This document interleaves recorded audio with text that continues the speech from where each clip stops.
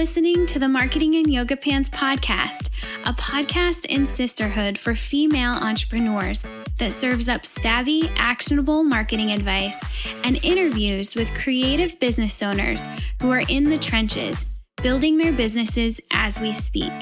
The Marketing and Yoga Pants community is for you, the girl on her couch, in her yoga pants, top knot tight, hunched over her MacBook, trying her hardest to get the word out about her business. So in the name of supporting each other while supporting ourselves, bringing community, sound marketing advice, coffee, chocolate, and wine together for you, yoga pants wearing business owner, in a world where followers mean nothing, but paying customers mean the world, join us on this week's podcast episode and in our private Facebook group where you'll meet your soul sisters and build your business in yoga pants.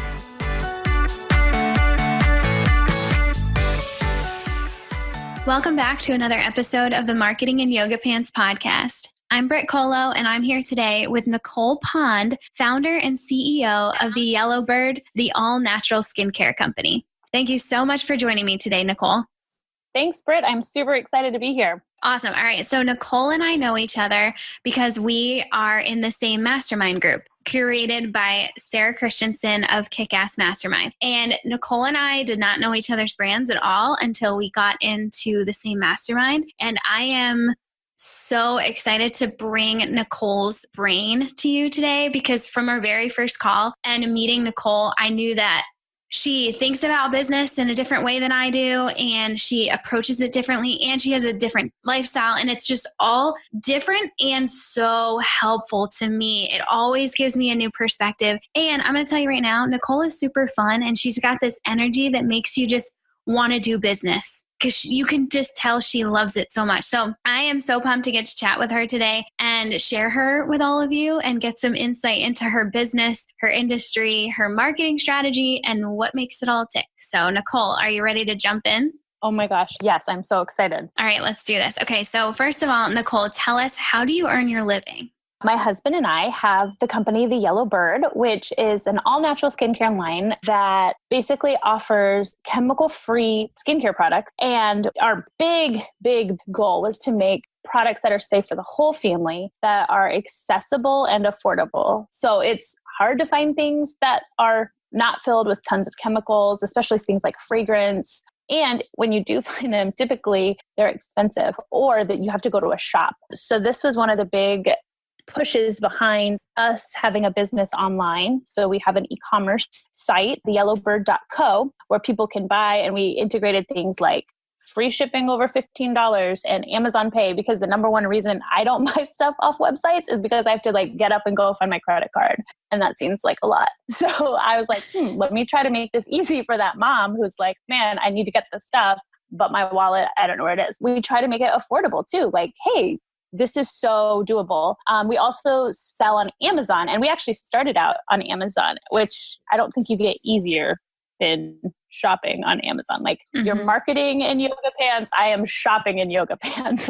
If I can just sit here and shop, that is what's up. And so we have a couple different manufacturers who are right here in the US, and they are brilliant at making things well, and they make our products for us and we bring them to the peoples. Oh my goodness, that's so cool. So you mentioned it quickly, but this company is owned by both you and your husband. And I would love to understand how that factors into your household.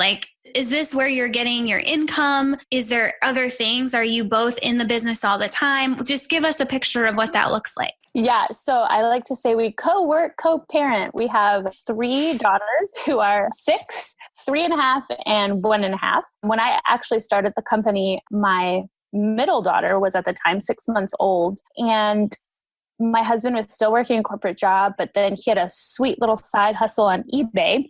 You being the personality girl, I know you will appreciate this. My husband and I are textbooks, Myers-Briggs opposite. Where I am an E, he's an I, like every letter opposite. We are both middle children. So I like to think that like our sense of humor is the same. And then we also kind of grew up with the same paradigm of having really smart, capable older sisters and fun younger siblings. So I think we're just used to like the same family dynamic. So that really helps us.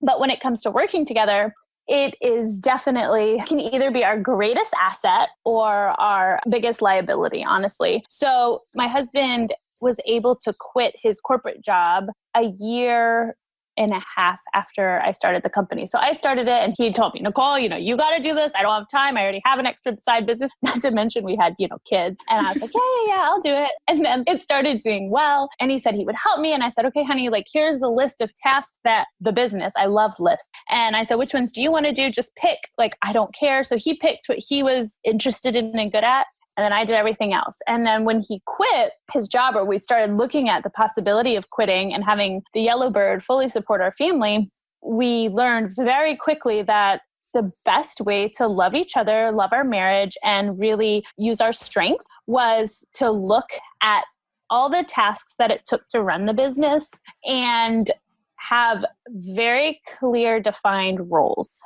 So this is what I do. This is what he does. I respect his ultimate decision-making in those areas, and he respects them in mine. And then how the schedule looked. And of course, it's kind of looked pretty different because in the year and a half that he's been home, I'm very sick when I'm pregnant. So then I finished a pregnancy, had a newborn, then we started homeschooling. And so it has definitely evolved, but day-to-day snapshot-wise and also personalities-wise, my husband usually works every morning a set number of hours because he is the details quality control. He makes sure everything gets sent out. I mean, like boots on the ground, actually doing the work of getting product out. And he works every day. We have some amazing girls who come and watch the girls 2 mornings a week. And that's where I do all the business planning, the goal setting, the marketing, all that, the stuff that I love. Like I would hate to do what my husband does. And he does so beautifully. He works every day because stuff has to get out every day. I work about 18 hours a week and it is fit in really intentionally because when my work time is over, I shut my computer and I'm done. I want to be with my girls. And part of the joy of co-working and co-parenting is that we are able to be fully with our children. And so that has a huge value versus working a little more to make a little more money, if that makes any sense. I've been able to witness this. I mean, from my perspective, it's not like I'm in your home, but I've been able to witness this month in and month out, week in, week out over the last 5 or 6 months of being in the mastermind together. I just want to mirror this back to you really quickly. And I think we all are, the ones in our group. I think we're all just so inspired by how you have been able to set your boundaries and fit in so much valuable work, like revenue generating activities to the maximum in the little bit of time that you have. You do. I'm telling you, Nicole, like this has to be the case because I've been watching it. You don't mess around when you're working. I mean, I think we could all take a really nice lesson from Nicole of what you could be doing in your business to move the needle forward and generate revenue and all of the million other things that you literally don't need to do ever. And yet we're constantly doing them because a lot of us have the freedom and the space to work 40 hours a week if we wanted to. And you don't have that freedom and yet you're still building and growing on 18 hours a week. I mean, come on. And I love to hear how you're functioning doing that with your girls and your husband. That's really cool. And I could just ask you questions about that forever, but I want to hear about your story. And then I want to get into how you're marketing this thing. Okay. So take us back and tell us the story of how the Yellow Bird came to be. What did you do before it? And how did it get its start? So in my past life, before kids, I was a special ed teacher for kids with emotional behavior disability. I taught a self-contained class in elementary school. I loved the kids. I loved the problem solving, and I learned how to write a mean IEP. And then as soon as I had my first daughter, Addie, she's 6 now, so 7 years ago, which I don't really believe in my mind. So I quit that because I knew I didn't want to teach and have a baby. And we had been planning on this. So we had budgeted and all that good stuff. We became a single income family.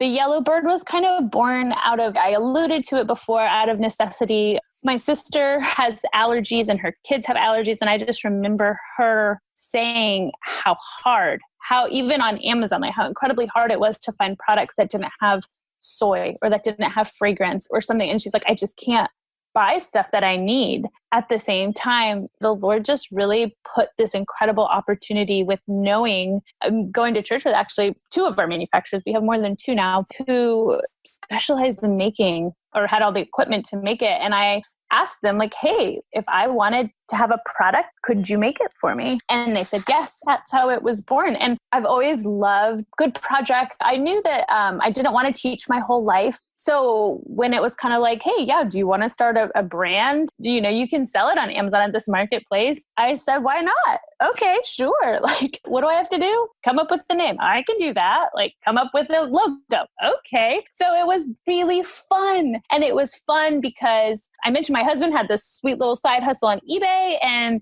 he was just such a good example of like learning and researching well how to do each next step for what he wanted to do. And so I was like, all right, I can do that. And we're a single income family, not making like billions of dollars, but the money he made from his eBay sales to fund this venture. And so we didn't have to go into debt. It was a very intentional, lower risk situation. And I think that the beauty of having the support, my husband was for it, and knowing that like, if this didn't work, like we wouldn't eat, like that stress seems like it would be a lot, or I wasn't in a job that I hated, that if this didn't work, I can't quit. It was more like, this is a really fun project. This is a fun adventure. And because of that, I was able to not take things so seriously. And so I wasn't afraid to try. And that's how it grew. And it has been such a blessing to grow my business that way. And I think that actually is one of the big reasons why we were able to grow so quickly, is because there wasn't all the outside stress. And there also wasn't like, I didn't have to make a certain amount of money. For the first, until my husband quit, I didn't take a penny out of the business. Everything we made went right back in it. And so it was allowed to grow pretty quickly. And it was fun. I got to do 100 million different jobs. And I learned like, oh, don't like that. Who can do this for me?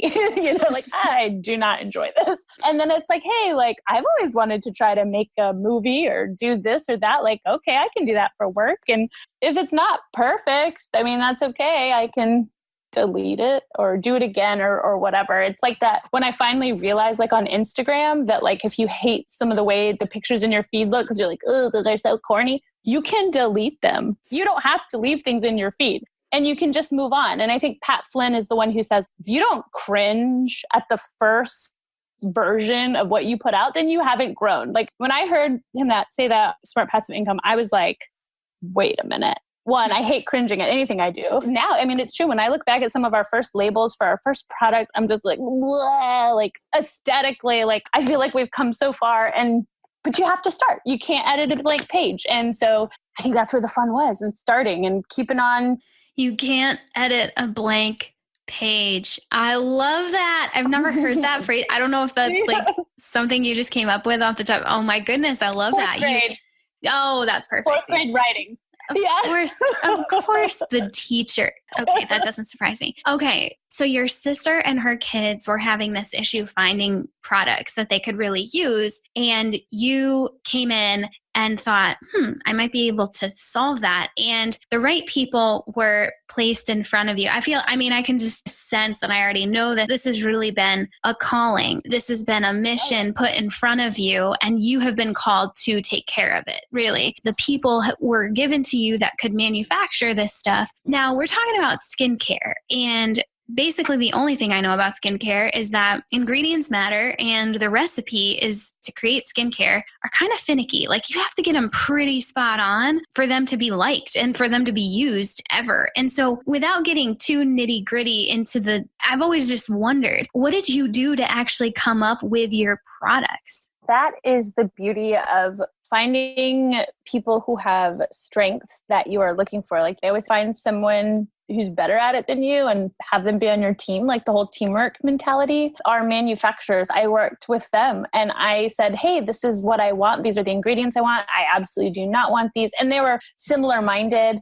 And I tell you what, they are beautifully gifted at what they do. And they said, all right, Nicole, I can make that work. And here, try this. What do you think? I'm like, oh, I hate this. Or, oh my gosh, I'm obsessed. Do your thing. Like, this is it. And so we were really able to collaborate. That's kind of how it was, because I love skincare and I love make in my normal life. Like, I'm a huge creator. Like, I know one of the things you always ask people is like, what inspires you in making things? I don't care what it is. I've had like basically every art hobby I have supplies for at my house. I love them.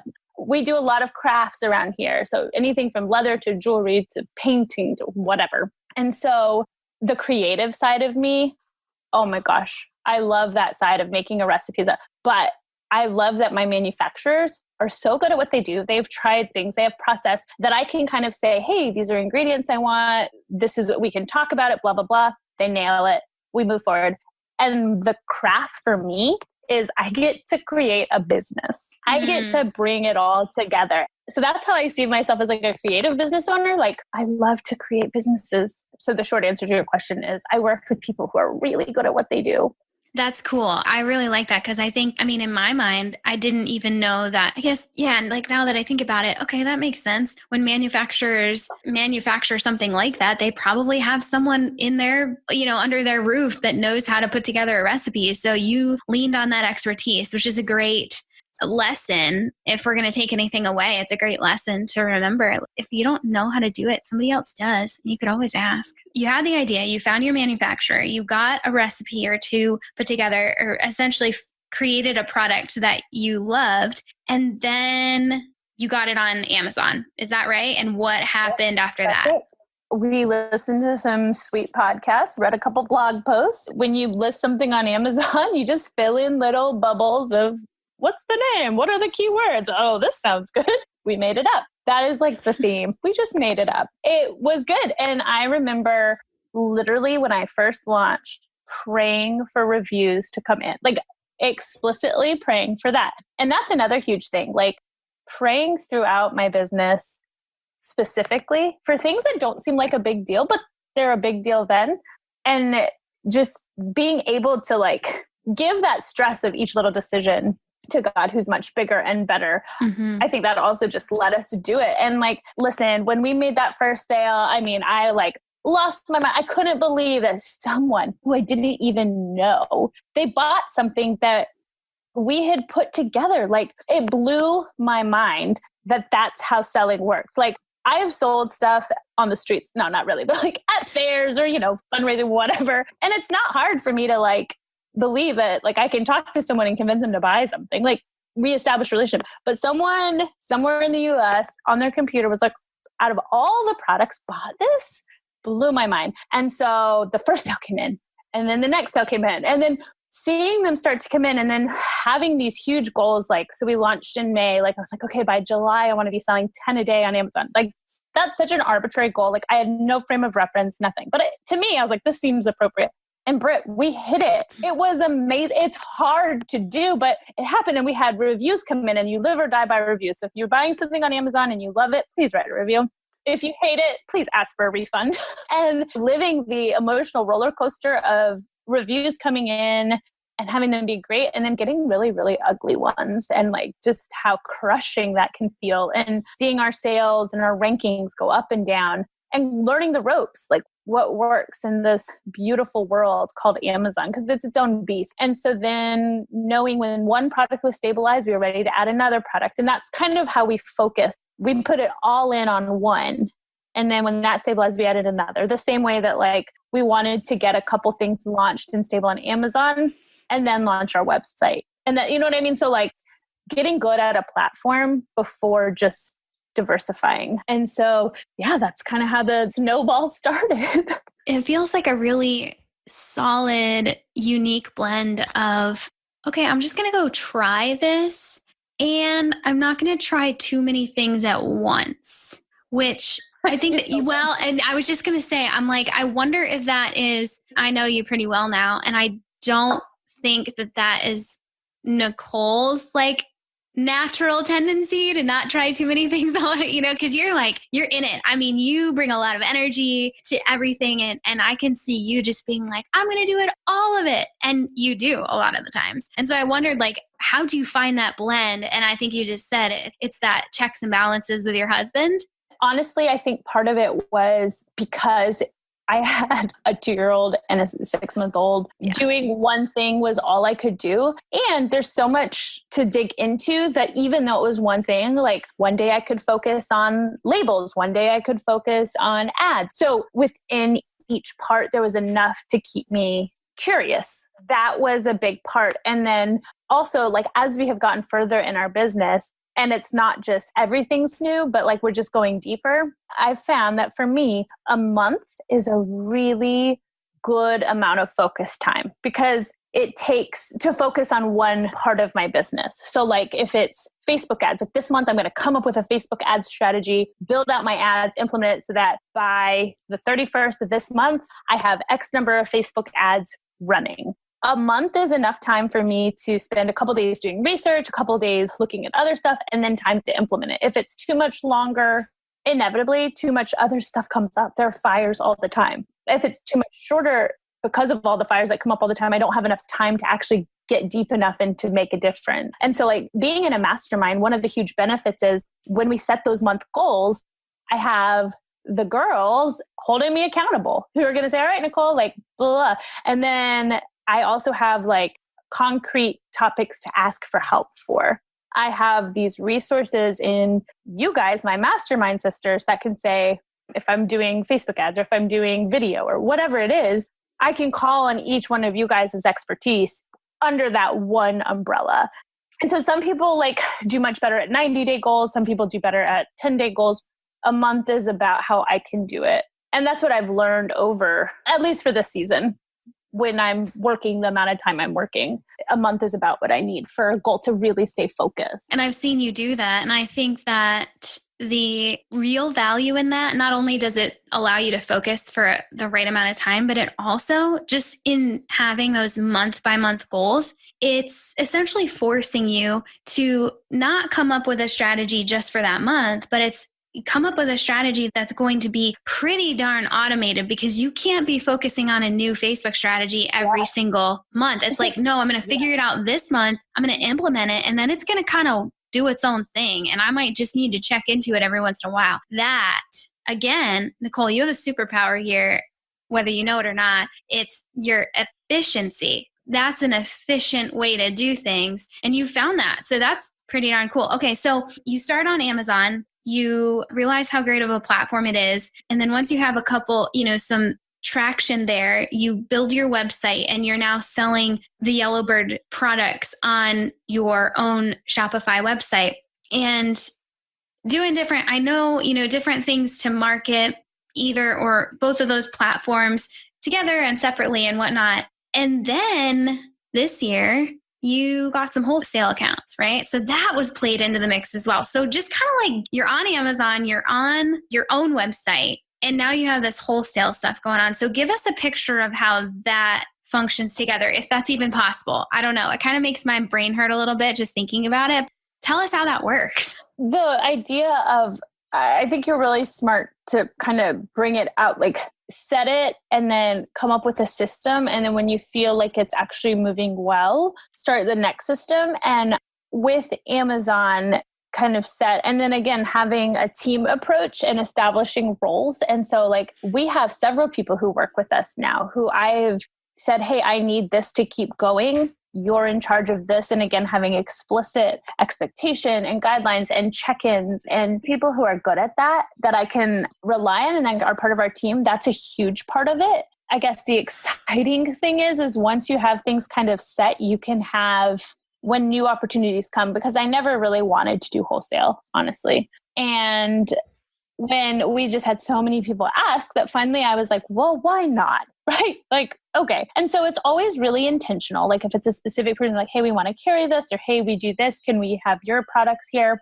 Saying yes and being able to have like a good focus session on coming up with what you need to make sure you cover to get out of it. Like, so for wholesale, like I took a month and I focused on writing policies, doing line sheets, doing the fun branding that goes on boxes, because that's really what I wanted to do. Super not necessary, but come on, stickers, obviously I'm going to do that. So doing that and then keeping it in my library so that when someone asks, I can say, hey, let's talk, let's make this work. And it's just pulling from stuff I already have. And actually that's kind of the exciting thing. Like as you grow a business, you develop this bank of your own resources. When new opportunities that you didn't write down in your journal on January 1 of the year come around, you can say, why not? Or like, okay, like I can try that. Maybe I have to make up another sort of ordering portal. I can figure that out. Or this is not how I expect, I wanted to grow by 20%. Okay, well, this is how I thought I was going to do it, but maybe this is how I want to sell that. I'm learning more and more the importance of, as menial as it sounds, like keeping a good filing system in order of your stuff. So when you're like, oh my gosh, I could just send them that PDF I made for this person. Okay, where is that? And instead of trying to dig through your inbox or like, guess which words you saved it under, like if you can pretty effectively come up with a good labeling system or folders just to keep stuff so that it's really quick to pull from, I feel like that really enables you to grow your business in like a lot of different directions. That's interesting. Okay. So you've got Amazon, your own website, and some wholesale accounts. Where is your main focus right now in marketing your company? Definitely our website. So 2018, my year focus is the website or our own e-commerce store. And so what that has meant for us is digging into optimizing for Google, getting good at Google Merchant. Like, when you're Googling for something and like the little shopping area pops up first, like, okay, how do you optimize for that so people can find you? Putting out really good content so that on Amazon, people want to just go and buy stuff. They don't usually go necessarily to learn, but on Google, people go to learn or to buy stuff usually, let's be honest. Being able to also help people, because that's the goal. Like, it's not just like, hey, give us money, but like, hey, we really want to help you in whatever your journey is. So putting out content, Facebook ads, how can people find us? How can we keep up with our customers? How can we build relationships? Email marketing. There's so many things. Really focusing just on our website has been really fun. And I'll be completely honest, at the beginning of the year, when we decided like, this is our goal for the website, I don't get intimidated much by business stuff. I'm kind of like, oh, we'll just do it. It'll be fun. But I remember like sitting there and being like, this is a lot. And trying a couple things, like whether it was AdWords, just getting on AdWords and seeing like campaign, ads, ad set, blah, blah, blah. And it's like, how does that work? Because like, well, you can only set the budget here and then you have to just do audiences, but you can't do it this way. It was insane. And I felt overwhelmed and a little discouraged. And so being able to break it apart and sometimes some weeks feeling like I was working really hard, but not making any progress. Like I felt like I was eking out every sale we made. But by keeping on going and like you said, asking for help and keeping on reaching out, putting a goal in place and working towards it, whether I felt like it or saw it working or not, every month we've made growth. And that was the goal. Like that, the overall goal was like, hey, sell more this month than you did last month. And now halfway through the year, I can look back and be like, oh my gosh, 500% growth from January, right? Like that's a lot. On your website? Yeah. Yeah. And it's overwhelming and it's discouraging. And I want to be really clear about that. And I think it's really good to stop and write down, make a video, whatever you need to do, that reminder that progress a lot of times is slow and it's not fast and easy. It's a bit of trudging, but it comes because I had to remember like, hey, Amazon was one sale at a time and then 2 sales. You know what I mean? So like, I think part of it is because we were successful before and I'm like, well, why am I selling so much every day on this platform? But like what's happening here by being like, you know what, it didn't start this way. And I know you are so good about reminding people like, well, one, not to compare yourself to other people, but also digging deeper at like the full picture. Like this is 6 years in the road, or this is built on this, like looking at the full picture and not just being like, well, they started at the same time I did. Why are they an 8-figure business and I'm just like a 3-figure business? Like, come on, we've all been there. Really stepping back.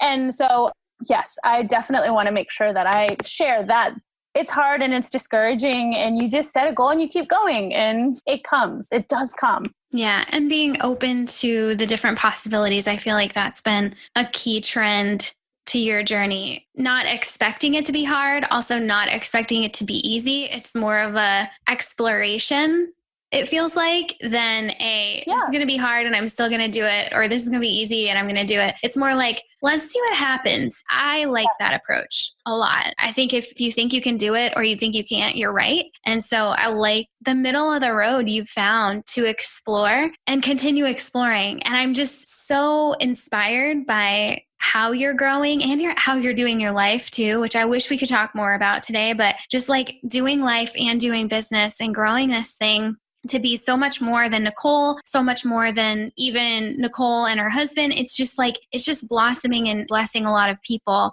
And it's very fun to watch. So as a wind down here, I have one more question for you. And I would love for you to tell us, if you were to look back, what advice would you give to yourself when you were first starting the Yellowbird? That girl on her couch, hunched over her MacBook, with kind of like an inkling that she might have something here, trying to figure all this out. What would you say to her?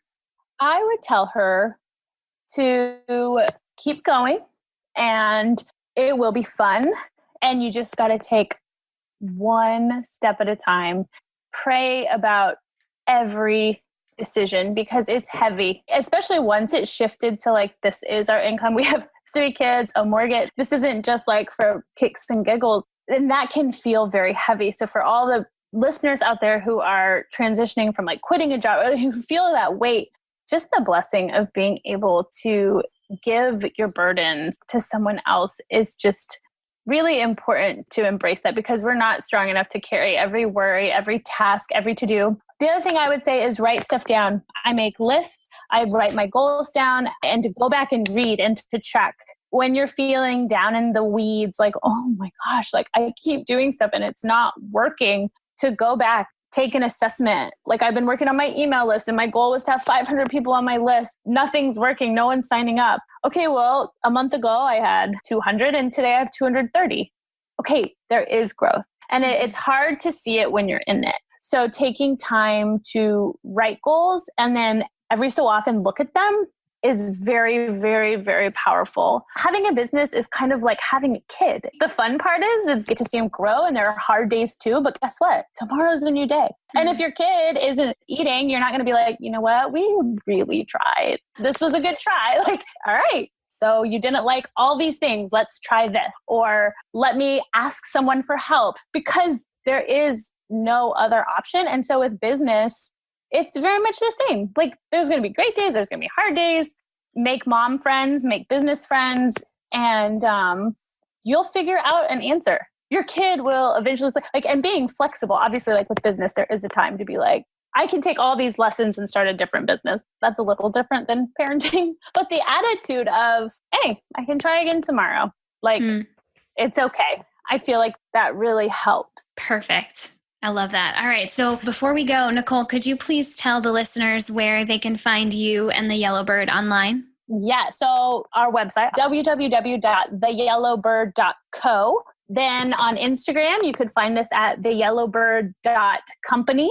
And on Facebook, we're the Yellowbird Company. And on Pinterest too, come find us. We pin fun things. I love skincare. I love motherhood. I love business. I love crafts, also books. So all of these things, come and chat with me. It's all good things. And I think that's one of the funnest things about this community of online business owners and workers is finding your business friends who you can sit with and be like, oh my gosh, what is up with Facebook ads? Or why isn't my Linktree working? Or whatever it is. And there's that solidarity and I love it. So thank you, Brit, for helping to build that community. I think it's a great thing. Well, thank you. All right. You heard her, girls. Go check her out, send her some love, and then hop into our private Facebook group to hear even more from Nicole over the next few days.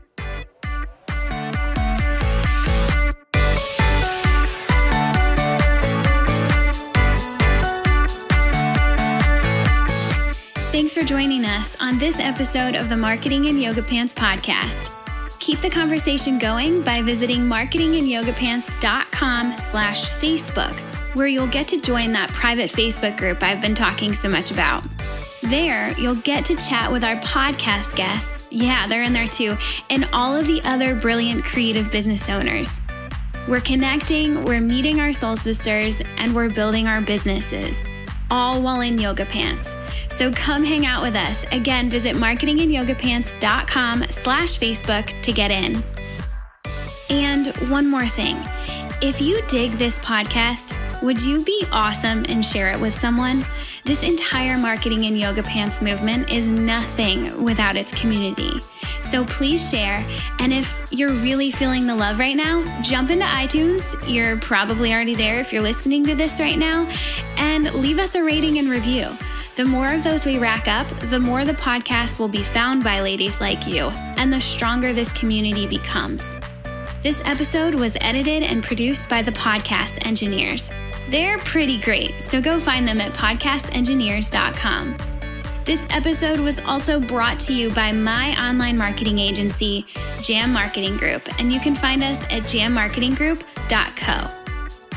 That's all for now. Thanks for listening, and I'll catch you back here next week on the Marketing in Yoga Pants podcast. Love ya. Bye.